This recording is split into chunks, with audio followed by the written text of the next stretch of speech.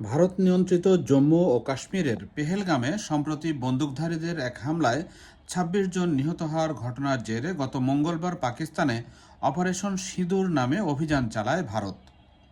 এরপর দেশই পাল্টাপাল্টি হামলা চালিয়ে আসছে। এরই মধ্যে আজ ভারতের বিরুদ্ধে অপারেশন বুনিয়ানুম মারসুস নামে নতুন মাত্রায় সামরিক অভিযান শুরু করে পাকিস্তান। এর আগে ইসলামাবাদ ভারতের হামলার সমুচিত জবাব দেওয়ার অঙ্গীকার করেছিল।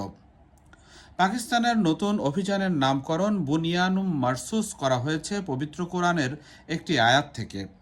এর অর্থ গলিত সীসা দিয়ে গড়া এক প্রাচীর, যা মুসলমানদের শক্তি, ঐক্য ও দৃঢ়তার প্রতীক। এই অভিযানের মধ্য দিয়ে পাকিস্তান তার মাটিতে ভারতের হামলায় নিহত শিশুর প্রতি শ্রদ্ধা জানিয়েছে। উল্লেখ্য, ভারত গত মঙ্গলবার পাকিস্তানে অপারেশন সিঁদুর নামে যে হামলা চালায় তারই পাল্টা হিসেবে ইসলামাবাদ আজ এই অভিযান শুরু করেছে বলে মনে করা হচ্ছে। এই অভিযানের অংশ হিসেবে ভারতের উত্তরাঞ্চলে একটি ক্ষেপণাস্ত্র মজুদাগার ও কয়েকটি বিমান ঘাঁটি হামলার লক্ষ্যবস্তু করা হয়েছে এমন দাবি করেছে ইসলামাবাদ।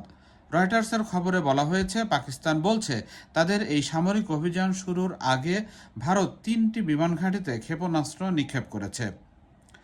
ঘাঁটিগুলোর একটির অবস্থান রাজধানী ইসলামাবাদের কাছাকাছি। তবে পাকিস্তানের আকাশ প্রতিরক্ষা ব্যবস্থা বেশিরভাগ ক্ষেপণাস্ত্র প্রতিহত করতে সক্ষম হয়েছে।